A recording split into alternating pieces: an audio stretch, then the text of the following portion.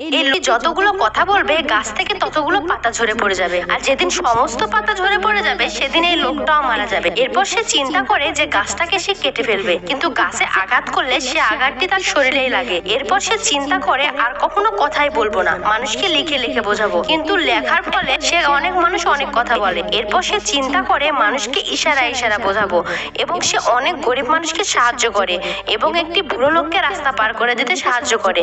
কিন্তু সে একদিন দেখে তার গাছে তো মাত্র কিছু পাতা রয়েছে, তাই সে তার স্ত্রী এবং ছেলে মেয়ের সাথে দেখা করে আসে, কিন্তু সে জানে না সে মাত্র কিছুদিন বাঁচবে।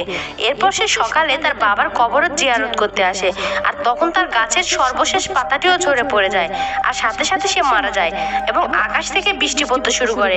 আর তখনই তার ফোনে একটি কল আসে। তার বন্ধু তাকে বলে বৃষ্টি পড়ার কারণে সে গাছে নতুন করে আবারও পাতা গজিয়েছে। তো বন্ধুরা, ভিডিওটি ভালো লাগলে অবশ্যই লাইক কমেন্ট করবেন।